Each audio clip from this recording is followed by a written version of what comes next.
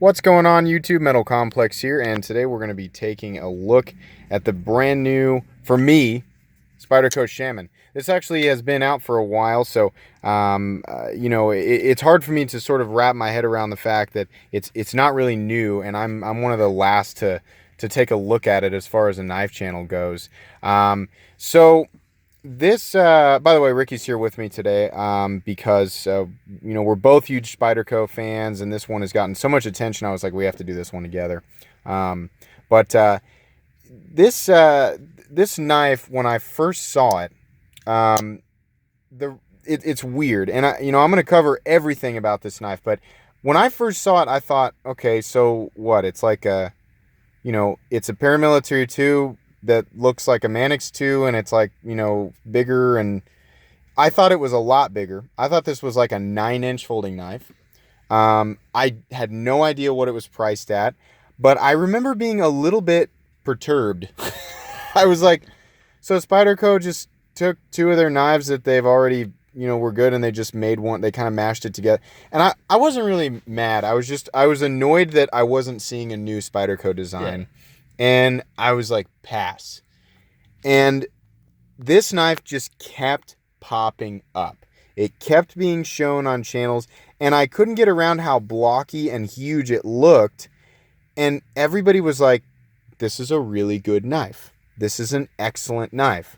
Over and over and over. And then I saw it on Nick Shabazz and on Dr. Frunky, and I kept seeing it, and I was like, what is the deal with this thing? Is it really that good? Well, then I went to look it up. So keep in mind, a lot of time had passed, and I went to look it up, looked at the price, $181. That was the first time that I had seen the price on it. So I did not know about the controversy with the price hike. And so I looked at it. I didn't flinch at the price. And I was like, maybe I do want that. Maybe not yet, but maybe I want that, And so I just kind of allowed it to plant a seed in my head. And I bought a bunch of other stuff that I wanted, and did reviews on stuff that I wanted. And at some point I made a mental note, and I think I even told you, I was like, I think you did. I'm going to own one of those Shamans, Oh, by the way, I've decided to call it Shaman, not Shaman, not Shaman, Shaman. I know everybody's got their own way of saying that. I'm calling it the Shaman. Now that you said all 3, I'm going to get confused. Right, yeah. Shaman. Shaman. I'll just call it something else so everybody's happy. Call it, Shamrock. Shamrock, or there we go. Pegasus, or wheelchair, or whatever. But, so anyways, then I heard about the thing with the price hike.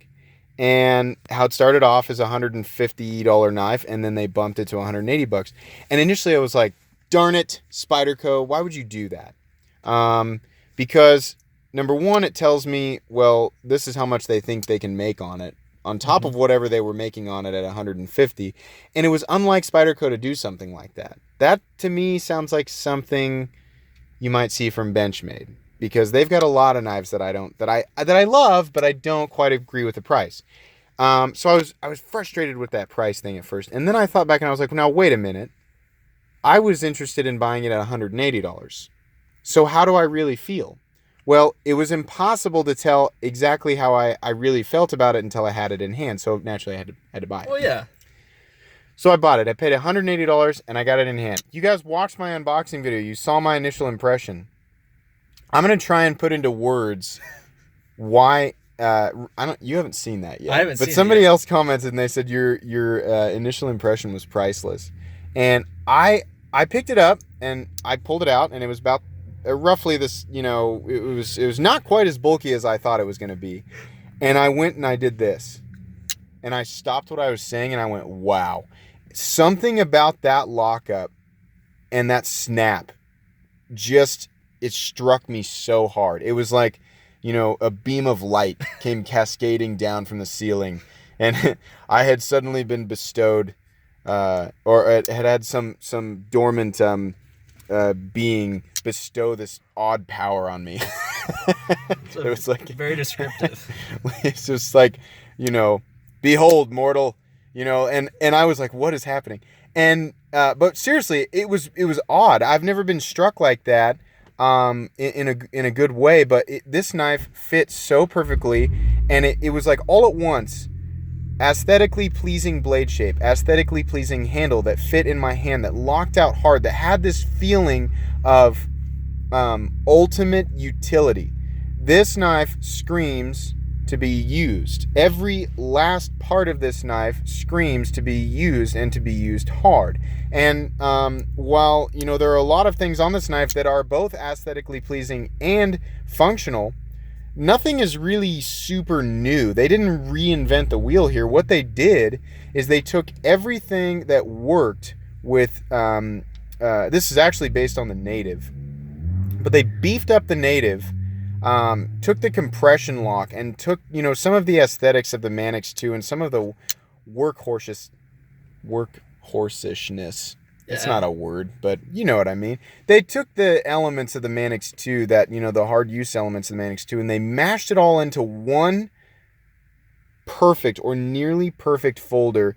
And they said, guys, this is what works, and this is what you like, and this is what it looks like when it's all together in one thing. And it's perfect. I love this knife. In fact, I can say right now that I'm going to be EDCing this, and so that I can do an actual review on it. I mean, this video is more of an overview and my impressions of it, my thoughts after kind of carrying it around for part of a day.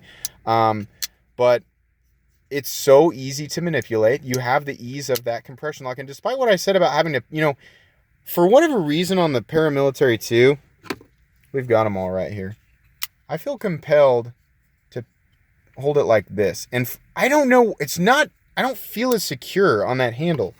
When I'm manipulating the compression lock on this guy, I do feel more secure. Yeah, I'm aware of that nub thing that comes down and it comes here and then it bumps into your finger. I can't say that really bothers me all that much. If you bring it back here, the only extra thing you have to do is, as soon as it gets to the close position, is just close it right there. It's a little bit annoying, but it's like, I mean, in terms of like the whole spectrum of things that I like or dislike, I mean, that's like 0.01. It barely registers in my brain that it could even be a perceivable issue. Right. It's nothing in the grand scheme of all this. I would say the biggest if you're going to pay attention to any of the controversies about this, it's based on what I've seen and what people have said, is the $180 price point worth it to me? I'm going to leave that up to you. Do I think that this is an amazing deal at $150? Yeah. Do I think it's an unfair deal at $180? No. Do I think that Spyderco probably should not have hiked the price to $180? Yeah, I don't think they should have done that. I think they're kind of backing themselves into a corner, since they've got a right platform for sprint runs and things. That's obviously going to happen here. But you know what? Those sprint runs they're going to be a lot of money. They're going to be $200, $210, $215. Why didn't they just hit it at $165? You're going to still have some people complaining. $160, $165, and then you've got a little bit of room where you can justify, a little bit of a price increase for your sprint runs and keep them under $200.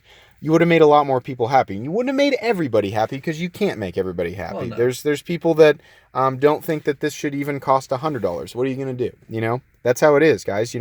But that's my thoughts on that. But I went ahead and paid the full price for it, and I love it, and I don't have a problem with any of it. Do I wish it was S35VN? Yeah. Am I happy with S30V? Yeah.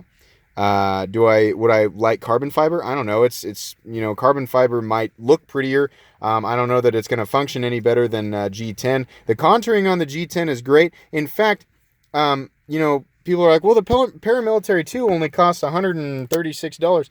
Listen, as far as your basic Paramilitary 2 goes, I can tell you it feels very clunky compared to this. This is very refined. This contouring is really nice. The stonewashing is really nice. All the way around, everything just feels more solid. Somebody compared the, let's get the Manix out too, and the Para 3, so that we can have all these together so you can see. I'm going to scoot these up so we've got room for all of them. So all of these knives are great, but I can tell you each one of these kind of feels like, it's like these are all Toyotas and this is a Lexus. Like when you go to shut the door on on a Toyota and you go to shut the door on a Lexus. In fact, I'm actually stealing Dr. Frunke's comparison here. He said this exactly. This feels more solid. This feels like everything's just a little bit tighter, a little bit better. These feel a little bit more blocky and clunky, and they are. But they're great knives. Now, does this have $50 worth of refinement in it? I don't know. That's up to each individual person. I mean, they kind of screwed themselves by being like 150. Oh wait, you guys really like it? How about 180? Buying it? Yeah. I mean, that's not. I mean, that kind of, you kind of backed yourself into a corner there. But I don't know. That's my take on the controversy. And I would say you're going to have to make your own choice. But after having finally got this thing in hand, I am very, very happy with this. I don't know that I could have requested, like if somebody said, sit down and design the most perfect folding knife, you could. Don't worry about the price. Don't think about any of that. Sit down and design your ideal pocket knife. It might actually be pretty close to this. Yeah. This might actually have subconscious, that might have been that moment where I was like, like where it like sort of, it bound itself to me. This is what I've been looking for. And I was like, oh my gosh, like this might have been it. And the closest I've felt are my Rick Hinder XM18s and my Man X2. It's something, I'm telling you guys, it's something in the ergonomics. The way that this position here with ends up with that forward choil, it's like they took that and they evolved it and they turned it into this, and this was just that much better, and it just felt stronger and just more solid, and I mean this blade shape is amazing. You've got a 0.15 stock thick blade with they call it a swedge up here, but it actually is a flat. Maintaining strength and durability all the way down to that tip. Then you have this nice high drop on the main bevel down to the cutting edge. And while it's not quite as slicey as the Man X2 or the PM2, it certainly is sharp enough to get the job done. And definitely something that you could cut cardboard with all day, or wood or whatever. This is the type of knife that is nice and easy to carry in just about any situation. Despite it weighing 5.2 ounces, it carries really, really nice. I can get this thing into my pocket with one hand. You have a little bit sticking out of your pocket, not crazy, but as far as the relationship with like the scale and like this clip, how they do this divot right here, it's very similar to the clip that comes on the Paramilitary 2 and the Manix, except for it's got the lanyard hole in between the screws. But as far as like the draw, it's so easy.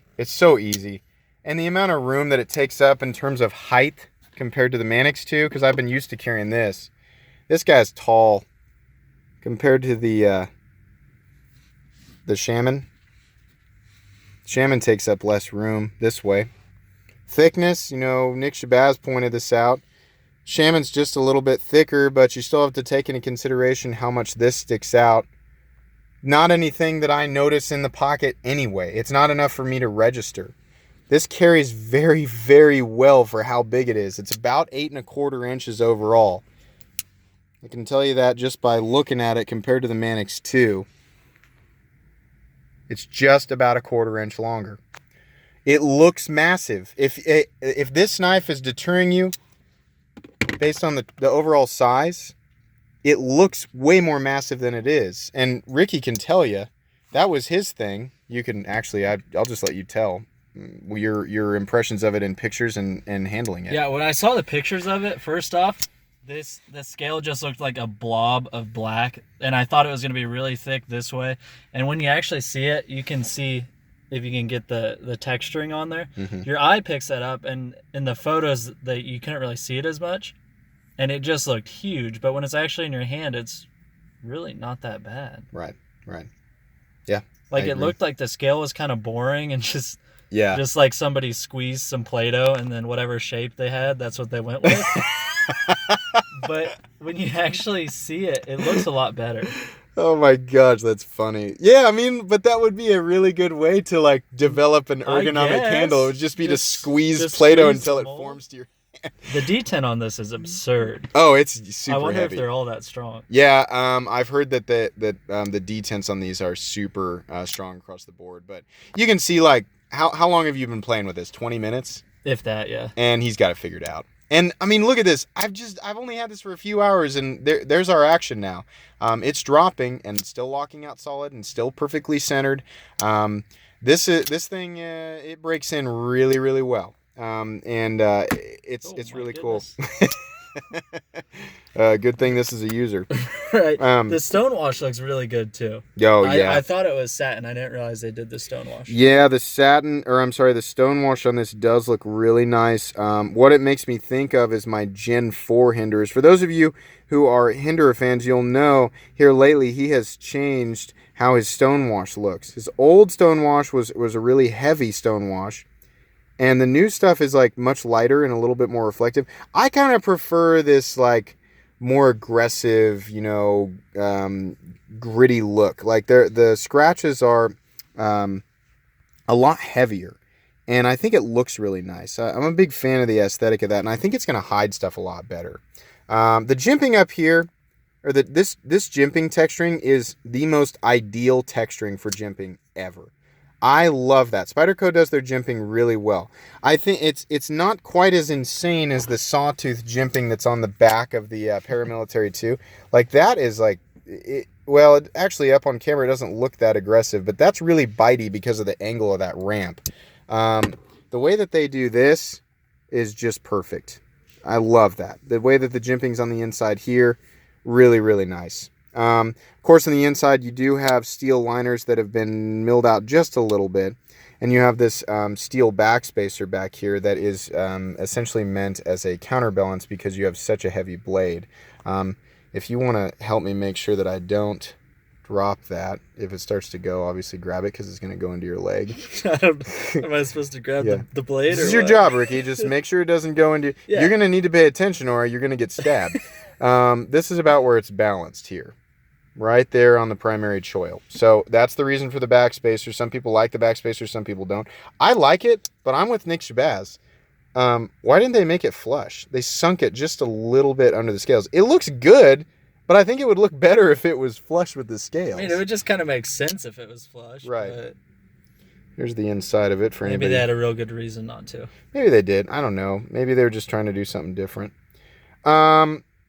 So yeah, this is incredible. I told Ricky, I said, I think this is going to knock the Manix 2 out of my pocket.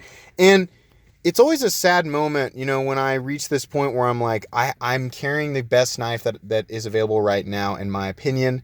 And then something comes along and I'm like, it might be better. And it's exciting, but it's also sad, because it's like something's going to beat the Manix 2 for me. And this might be it. And I want it to be, but I also don't want it to be, because the Manix 2, the big thing it's got going for it is, you can get it for like $110. That's true. That is pretty huge. And it's an excellent knife, this costs a lot more, but the benefit to it is, I think it's a more capable knife and it is way easier to take apart, like way easier. The most frustrating knife to take apart ever is the Manix 2 because of the spring mechanism and the ball bearing, and I changed a backspacer out of my other one time and it was such a mess. This thing, pivot, 2 body screws, same thing on this side. You've got a bushing system on the inside and a D-shaped barrel, which means the pivot is not free spinning. You can easily pull this screw out and this screw and not have to do that thing where you got 2 different heads on each side, and you got to crank, you got to go like this, and you got to put it like this and hold one and turn the other one. That I hate doing that. That's such a mess. It's on phosphor bronze washers. The whole system is just incredible. It's got a detent ramp too, by the way, so that ball, like right there, that's where the ball's catching, and I think it can kick right over the top of that. If that wasn't there, it would be really, really difficult to get that ball over the top. I think the way that this is put together is going to allow it to break in unbelievably well.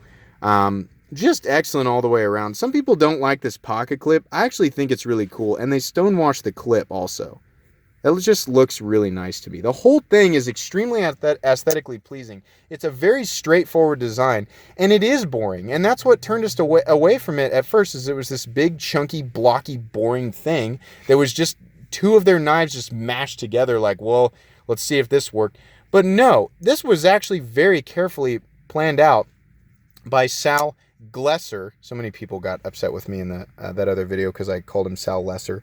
Sal Glesser, you can see his insignia there. This was took a long time to develop. This is an excellent knife. I can't wait to carry it and give it a full review after a few weeks or months. I don't know when I'll do that, but we're coming up at the end here, so we really need to wrap it up, even though you haven't said much. That's pretty much it for today, guys. I hope you enjoyed this video. If you did, please leave a like. And if you'd like to check out my other content, then, please do. I've got lots of videos of knives that are either expensive or inexpensive that I do or don't like. So check those out. And if you like all my content, subscribe to my channel and follow me on Instagram at metal_complex with the exact same logo as this channel. Ricky, would you like to say anything before we sign off? Everybody have a good day. All right. Hey, thanks, guys. Have a great day.